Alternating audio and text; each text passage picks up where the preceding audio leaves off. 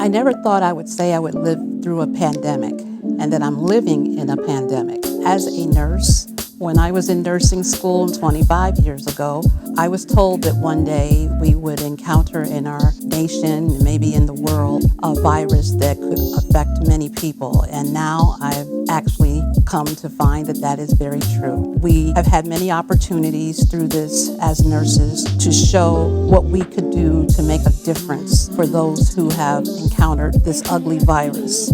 And I am very fortunate as a nurse leader to be able to support nurses that are coming on into our industry to understand the importance of their value, to understand the importance of the value of our community, and to ensure that we implement the things that we need to support the needs of the community. I have worked with nurses affecting change at UW with breast screenings as well. Between the breast screenings and also providing the immunizations for those who were a little skeptical about getting the vaccines, providing the education, I feel that I, along with many others, have been instrumental in trying to keep this disease from taking over our community any worse than it has. We've had over 1 million people die from this horrible virus.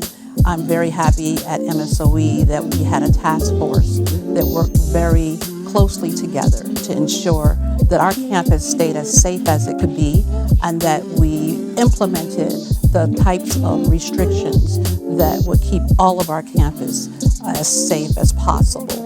We were still learning. There was so much we didn't know, and we relied upon the CDC and Johns Hopkins and various infectious disease doctors to support us in our learning about this horrible virus. We continue to look at all the newest updates from the CDC, and I'm just happy that even as a nurse, I am able to talk to students and share with them our passion for population health and what we can do to make sure that the next generation is healthy and they stay here for as long as possible. And that's the power of nursing. That's the power of education and best practice and relying on those who have put in the research and the time to make sure that we are here for our families and for our nation. Don't let fear control you. Fear is healthy. It's healthy to have fear to a certain extent because it can invoke in us curiosity. It can stimulate us to increase our knowledge. But we don't want fear to control us. And I feel today that many people would be here if fear had not been the only thing that was used to determine their health outcome. So I encourage you to talk to your physicians, talk to your families. Look at those who are not here.